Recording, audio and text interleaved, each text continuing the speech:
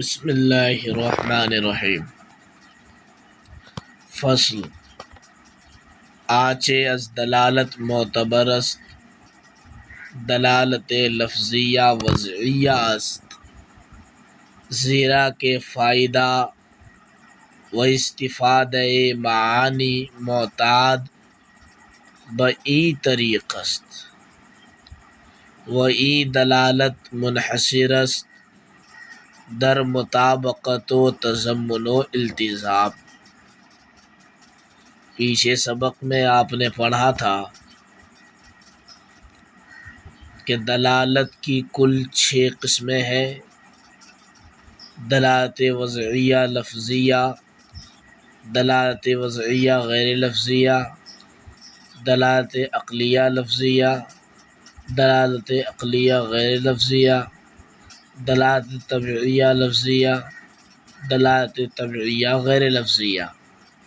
یہ کل 6 اقسام ہوئی. آج کی اس فصل میں یہ بتایا جائے گا کہ دلالت کی 6 اقسام میں سے کون سی دلالت علم منطق میں معتبر ہے. دلالت کی 6 اقسام میں سے صرف دلالت وضعیہ لفظیہ ہی معتبر ہے. دلالت وضعیہ لفظیہ ہی کو معتبر اس لیے مانا چونکہ جو دلالت عقلیہ ہے تو دلالت عقلیہ تو اس دلالت کو کہتے ہیں جس میں عقل کا دخل ہو، اور عقلیں انسان کی مختلف ہوتی ہیں. کسی کو اعلیٰ قسم کی سمجھ حاصل ہوتی ہے، کوئی بھدا ہوتا ہے، کوئی درمیانی طبقے کا ہوتا ہے. گویا کہ عقلیں سب کی مختلف ہیں، اس لیے دلالت عقلیہ معتبر نہیں ہے.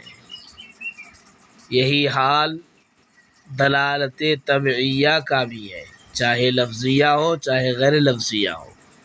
چونکہ دلالت طبعیہ اس دلالت کو کہتے ہیں جس میں طبیعت کا دخل ہو، جو طبیعت کے چاہنے سے ہو. تو طبیعتیں بھی سب کی مختلف ہیں، اس وجہ سے دلالت طبعیہ معتبر نہیں ہے. ہاں، دلالت وضعیہ لفظیہ معتبر ہے، غیر لفظیہ نہیں. اس لیے کہ معانی کا فائدہ دینا یا معانی کا فائدہ پہنچانا یہ الفاظ کے ذریعے ممکن ہے. اس لیے صرف دلالت وضعیہ لفظیہ معتبر ہے، اس کے علاوہ کوئی بھی دلالت معتبر نہیں ہے. آنچه از دلالت معتبر است، دلالت لفظیہ وضعیہ است. وہ جو دلالت میں سے معتبر ہے دلالت لفظیہ وضعیہ ہے. دلالت میں سے جو معتبر ہے وہ دلالت لفظیہ وضعیہ ہے. دلالت لفظیہ وضعیہ ہی کیوں معتبر ہے؟ زیرا کہ فائدہ و استفادہ معانی معتاد بئی طریق است.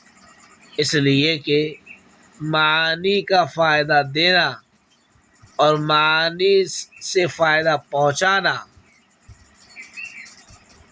معتاد بئی طریق است، اسی طریقے پر معتاد ہے. یعنی دلالت لفظیہ وضعیہ ہی کے ذریعے یہ عادت بنا لی گئی ہے کہ معانی کا فائدہ دینا اور معانی کا فائدہ پہنچانا اسی کے ذریعے ہوتا ہے. وہی دلالت منحصر است در مطابقت و تضمن و التزام. اور یہ دلالت یعنی دلالت لفظیہ وضعیہ یہ منحصر ہے مطابقت، تضمن اور التزام میں. یعنی کہ دلالت لفظیہ وضعیہ کی 3 قسمیں ہیں: دلالت مطابقی، دلالت تضمنی اور دلالت التزامی. اب تینوں اقسام کی وضاحت بغور سنائیں۔ مطابقی اس دلالت لفظیہ وضعیہ کو کہتے ہیں جو اپنے معنی موضوع لہو کے کل پر دلالت کرے۔ دلالت مطابقی اس دلالت کو کہتے ہیں جو اپنے معنی موضوع لہو کے کل پر دلالت کرے، اس حیثیت سے کہ وہ اپنے معنی موضوع لہو کا کل ہے۔ جیسے انسان کی دلالت حیوان ناطق پر۔ انسان کو واضح نے جو وضع کیا، انسان کا معنی موضوع لہو وہ حیوان ناطق ہے، اور حیوان ناطق یہ انسان کا پورا معنی موضوع لہو ہے۔ تو گویا کہ انسان کے لیے انسان کی دلالت حیوان ناطق پر یہ دلالت مطابقی ہوئی۔ دلالت تضمنی اس دلالت کو کہتے ہیں جو اپنے معنی موضوع لہو کے جز پر دلالت کرے، اس حیثیت سے کہ وہ اپنے معنی موضوع لہو کا جز ہے۔ دلالت تضمنی وہ دلالت ہے جو اپنے معنی موضوع لہو کے کل پر نہیں، جز پر دلالت کرے، اس حیثیت سے کہ وہ اپنے معنی موضوع لہو کا جز ہے۔ جیسے انسان کی دلالت صرف حیوان پر، یا انسان کی دلالت صرف ناطق پر۔ چونکہ انسان کی دلالت حیوان ناطق پر یہ اس کا معنی موضوع لہو کا کل ہے، یہ مطابقی ہے، اور اگر اسی انسان کی دلالت صرف حیوان پر ہو تو یہ معنی موضوع لہو کا جز ہے۔ ایسی انسان کی دلالت صرف ناطق پر ہو تو یہ معنی موضوع لہو کا جز ہے۔ اور آخری قسم ہے دلالت التزامی۔ دلالت التزامی وہ دلالت ہے جو اپنے معنی موضوع لہو کے خارج لازم پر دلالت کرے، اس حیثیت سے کہ وہ اپنے معنی موضوع لہو کا خارج لازم ہے۔ یعنی دلالت التزامی میں ہوتا یہ ہے کہ وہ نہ اپنے معنی موضوع لہو کے کل پر دلالت کرتا ہے، نہ اپنے معنی موضوع لہو کے جز پر، بلکہ وہ اپنے معنی موضوع لہو کے خارج پر دلالت کرتا ہے، اور ایسا خارج جو اس کے لیے لازم ہوتا ہے۔ جیسے انسان کی دلالت قابل علم پر کہ جو بھی انسان ہوگا وہ علم کو قبول کرتا ہے، اور انسان کا علم کو قبول کرنا یہ اس کا معنی موضوع لہو کا نہ کل ہے نہ جز ہے، ہاں مگر قابل علم ہونا یہ ایک خارج ہے، اور ایسا خارج جو انسان ہی کو لازم ہے۔ ایسی ہی انسان کی دلالت صنعت کتابت پر۔ انسان کے لیے کاتب کا ہونا نہ یہ اس کے معنی موضوع لہو کا کل ہے، نہ معنی موضوع لہو کا جز ہے، بلکہ وہ معنی موضوع لہو کے خارج پر دلالت کرتا ہے، اور ایسا خارج جو انسان ہی کے لیے لازم ہے۔ اسی کو دلالت التزامی کہتے ہیں۔ امید ہے کہ آپ تینوں کی تعریفیں مثال کے ساتھ سمجھ گئے ہوں گے۔ وہی دلالت منحصر است در مطابقت و تضمن و التزام، اور یہ دلالت یعنی دلالت لفظیہ وضعیہ منحصر ہے مطابقت، تضمن اور التزام پر۔ وہ مطابقت دلالت لفظ است بر تمام معنی موضوع لہو خود ازا جہت کہ تمام معنی موضوع لہو اوست۔ مطابقت لفظ کا اپنے معنی موضوع لہو کے کل پر دلالت کرنا، معنی موضوع لہو یعنی ایسا معنی جو اس کے لیے وضع کیا گیا ہے، اسی کو معنی موضوع لہو کہتے ہیں۔ لفظ کا اپنے معنی موضوع لہو کے کل پر دلالت کرنا اس سبب سے کہ وہ اپنے معنی موضوع لہو کا کل ہے۔ چون دلالت لفظ انسان بر معنی حیوان ناطق، جیسے لفظ انسان کی دلالت حیوان ناطق کے معنی پر، تو انسان کا حیوان ناطق کے معنی پر دلالت کرنا یہ حیوان ناطق انسان کے لیے معنی موضوع لہو کا کل ہے۔ و تضمن دلالت لفظ است بر جزء معنی موضوع لہو خود ازا جہت کہ جزء معنی موضوع لہو اوست۔ تضمن لفظ کا اپنے معنی موضوع لہو کے جز پر دلالت کرنا اس طرح کہ وہ اپنے معنی موضوع کا جز ہے۔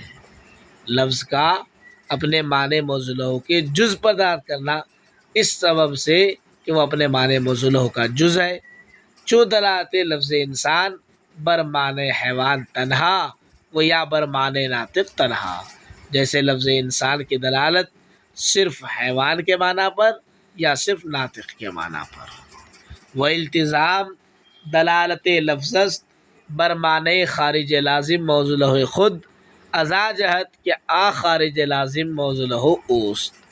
التزام لفظ کا اپنے معنی موضوع کے خارج لازم پر دلالت کرنا، التزام لفظ کا اپنے معنی موضوع کے خارج لازم پر دلالت کرنا اس سبب سے کہ وہ اپنے معنی موضوع کا خارج لازم ہے، جیسے دلالت لفظ انسان بر معنی قابل علم و صنعت کتابت، جیسے لفظ انسان کی دلالت قابل علم کے معنی پر اور صنعت کتابت پر، یعنی انسان یہ علم کو قبول کرتا ہے، انسان یہی کاتب ہوتا ہے، اور قابل علم ہونا اور کاتب ہونا یہ دونوں معنی موضوع کے خارج پر دلالت کرتا ہے، اور ایسا خارج جو انسان ہی کو لازم ہے۔ دلالت التزامی کی ایک بہت بڑی مشہور مثال یہ بھی ہے جیسا کہ حاتم کی دلالت سخاوت پر۔ حاتم ایک انسان کا فرد ہے، اس کی دلالت سخاوت پر، تو یہ سخاوت نہ حاتم کا معنی موضوع کا کل ہے نہ معنی موضوع کا جز ہے، بلکہ یہ معنی موضوع سے خارج ہے، اور ایسا خارج ہے کہ جب جب حاتم کا لفظ بولا جاتا ہے تب تب ذہن میں سخاوت کا بھی علم آ جاتا ہے۔